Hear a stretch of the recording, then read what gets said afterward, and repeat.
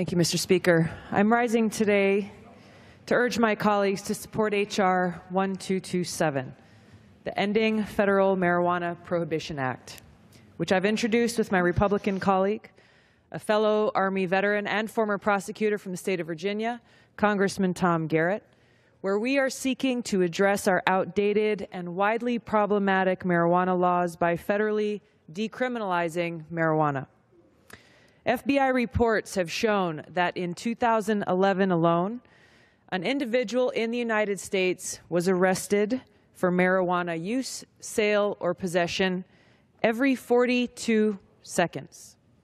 Every 42 seconds, mostly in poor and minority communities. Our current laws are turning everyday Americans into criminals, sending them to jail, ruining their lives, tearing apart families, and wasting huge amounts of taxpayer dollars to arrest, prosecute, and incarcerate people for marijuana use, a drug that has been proven time and time again to be far less dangerous than alcohol, both for individual consumers as well as for the people around them. Dr. Donald Abrams, who's the chief of oncology at San Francisco General Hospital, has talked about how in the 37 years that he has worked and served as a physician, the number of patients that he's admitted to his hospital with marijuana complications are 0. Number of patients that he's admitted due to alcohol use is, quote, profound. So rather than actually helping people, our current laws are turning them into criminals, forever impacting their future and the future of their families. Over the years, we've spent hundreds of billions of dollars locking people up for nonviolent marijuana offenses, creating strain within our criminal justice system, clogging court calendars, and resulting in further overcrowding our prisons. Now, just a few weeks ago, I had the chance to go and visit a number of our prisons and jails in Hawaii, where I saw firsthand the crumbling infrastructure, the extreme overcrowding, and facilities in dire need of upgrades, as well as the shortage of services that are actually needed to help rehabilitate people and reduce our recidivism rates.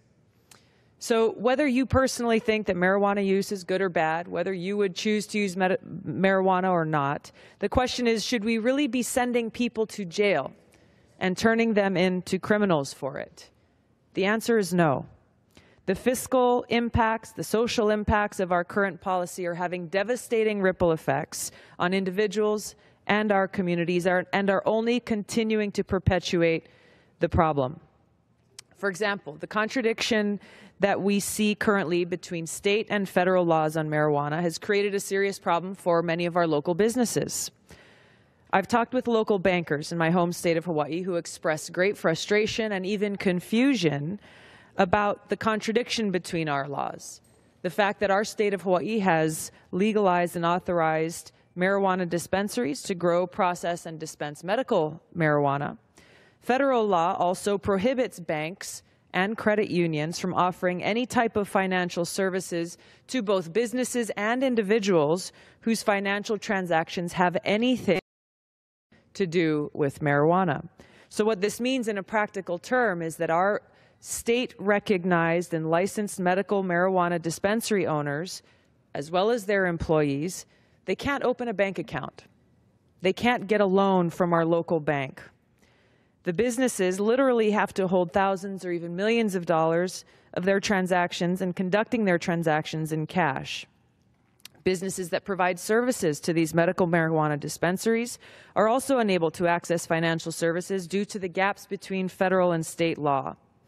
So as we look at ways that we need to update our outdated drug policies and the need for us to reform a very broken criminal justice system, we need to take into account the growing body of evidence that suggests the medicinal benefits of marijuana, including preventing epileptic seizures, reducing anxiety, and even halting the growth of cancer cells.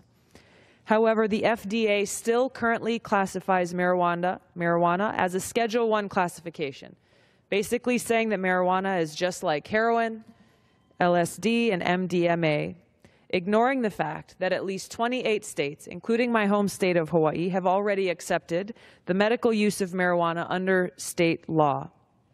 In addition to passing H.R. 1227, We need to require the FDA to remove marijuana from Schedule I based on state-accepted medical use. These reforms that we're calling for in this bipartisan bill are common sense, and they're long overdue changes that will help to reduce the strain on our criminal justice system, create certainty and reduce contradictions and confusion between state and federal law, and updating those federal laws to actually meet the needs and progress that states are making across the country.